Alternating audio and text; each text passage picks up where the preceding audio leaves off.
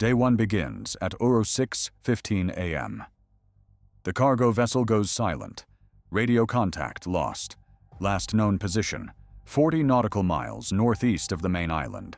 Search and rescue launches immediately. 2 patrol boats depart harbor at 30 knots. Helicopter lifts off 3 minutes later. They find wreckage by 07:30. The cargo ship is gone. Hull torn open. Cargo containers floating. Oil slick spreading. No survivors. Cause: torpedo strike. This is combat power, where the ocean becomes a battlefield. The island nation depends on shipping. 90% of supplies arrive by sea. Food, fuel, medicine, everything. One ship sinking is a tragedy. What happens next is catastrophic. At 08:42 a.m., a second vessel reports contact. Submarine detected on sonar. Range, 2 miles. The merchant captain makes emergency broadcast.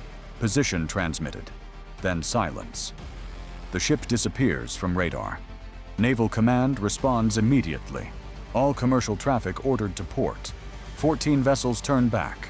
3 more are already at sea. Too far to return safely. They scatter, try to run. None make it. By noon, 6 ships are gone. The blockade is confirmed. 8 enemy submarines form a perimeter. Distance from island, 30 to 60 miles. Complete encirclement. No ships get through. The island has 72 hours of fuel reserves. After that, the power grid fails. Hospitals go dark. Desalination plants stop. The population is 3 million. This is how nations die. Combat Power examines what happens when the supply line is cut. Naval Headquarters convenes emergency session. The Admiral asks for submarine positions. Intelligence has rough estimates. 8 contacts detected. Diesel-electric submarines. Quiet. Deadly. Operating in coordinated pattern. The Admiral studies the map. Enemy subs control a kill zone 60 miles wide. Any surface vessel entering that zone dies. The island's navy has 4 frigates, 2 corvettes, 6 patrol boats, plus 8 maritime patrol aircraft. Anti-submarine warfare is their specialty, but they've never faced this. 8 submarines hunting in pack formation. The odds are terrible. The Admiral makes his decision. We go hunting. Launch full anti-submarine operation. Find them, kill them, break the blockade. Every ship, every aircraft, everything we have. The operations officer objects. If we lose our fleet, there's no defense left. The Admiral cuts him off. If we don't break the blockade, we die anyway. Starvation in 2 weeks. Chaos before that. We either fight now or surrender. Combat Power shows what happens when there's no good option. Only action or death. Which force breaks first? A. Air defense. B. Naval group. C. Command network. The fleet sorties at 14 TOW hours. 4 frigates in line formation. 2 corvettes screening flanks. Patrol boats form inner defense ring. 8 maritime patrol aircraft orbit overhead. Sonobuoys drop into water every mile. Listening. Hunting. The frigates carry towed array sonar. Best detection system available. But diesel-electric submarines are silent, especially when running on batteries. The enemy knows this. They've trained for this. The first frigate reaches the blockade line at 15:30. Sonar operator reports contact. Possible submarine. Bearing 270. Range 8 miles. The frigate turns toward contact. Speed increases to 20 knots. Too fast for optimal sonar. But time is critical. Torpedoes are readied. The submarine contact fades. Disappeared into thermal layer. The ocean has temperature zones. Sound behaves differently in each layer. Submarines hide there. The frigate slows. Deploys towed array deeper. Searches. Nothing. The submarine is gone. Or waiting. At 16:05, the second frigate detects another contact. This one is closer. 4 miles. High confidence. Submarine confirmed. The frigate launches helicopter. The helicopter carries torpedoes and sonobuoys. It races to contact point. Drops sonobuoys in pattern. The acoustic sensors splash into water. Data streams to helicopter. Contact confirmed. Submarine at 300 feet depth. Moving slowly. The helicopter attacks. Torpedo drops. It hits water and activates. The torpedo is active homing. It listens for submarine noise, propeller sounds, hull vibrations, anything. The submarine hears the torpedo. It reacts. Emergency dive. Full speed. Evasive maneuvers. The torpedo follows. But the submarine is good. Trained crew. They deploy countermeasures. Noisemakers that confuse the torpedo. The torpedo loses lock. It circles. Searches. The submarine escapes. The helicopter crew reports miss. Submarine evaded. New position unknown. This is the problem. One helicopter. One torpedo. One chance. The submarine survives and relocates. Now it's hunting the frigate.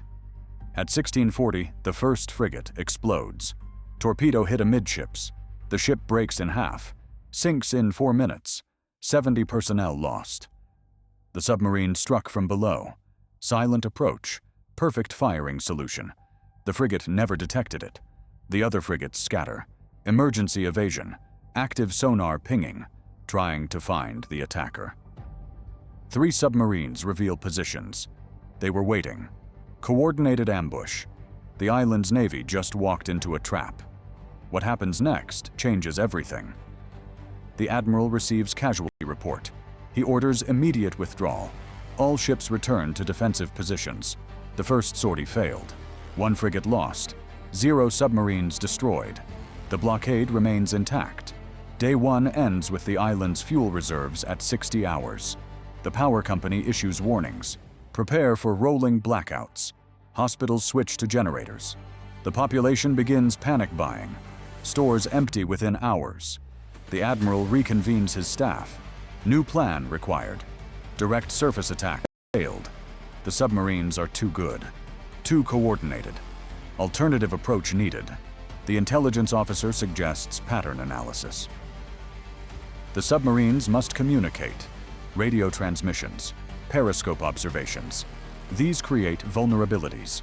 If we can predict their positions, we can attack with aircraft. Maritime patrol planes carry torpedoes. They're faster than ships, harder to detect from below. The admiral approves. Launch continuous air patrols, map enemy positions, strike when opportunity appears. Day 2 begins at 05:00 am. 6 aircraft are airborne. They grid search the kill zone.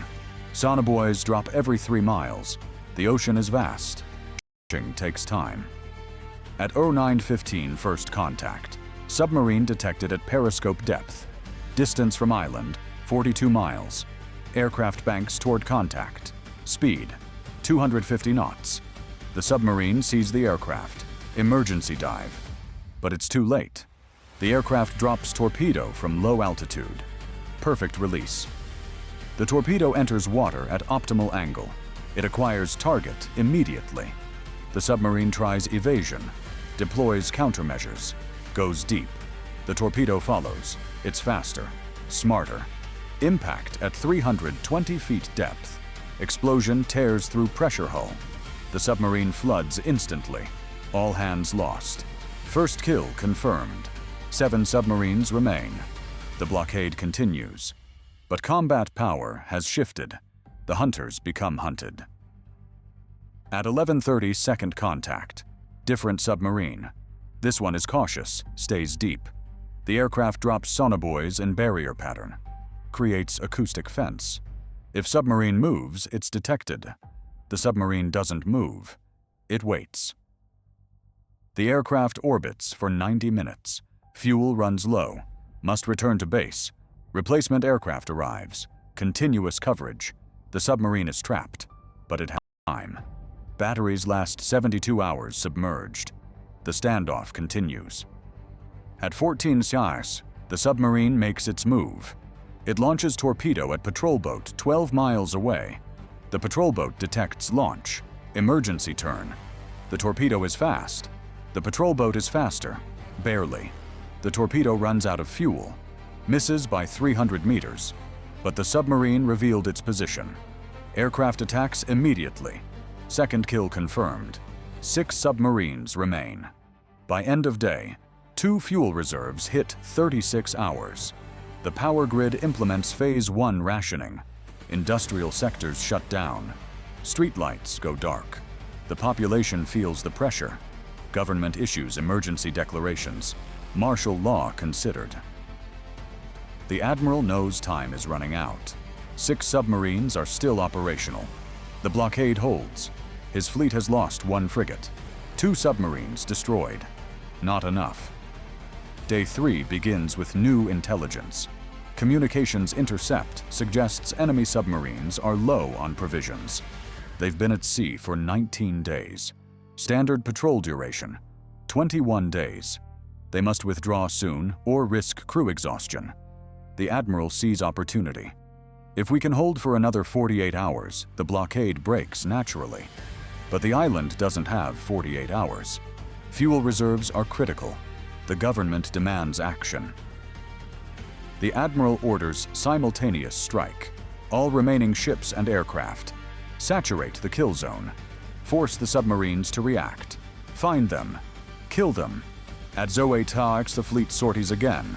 3 frigates, 2 corvettes, all patrol boats, 10 aircraft overhead. They push into the blockade zone at full speed. Active sonar floods the ocean with noise.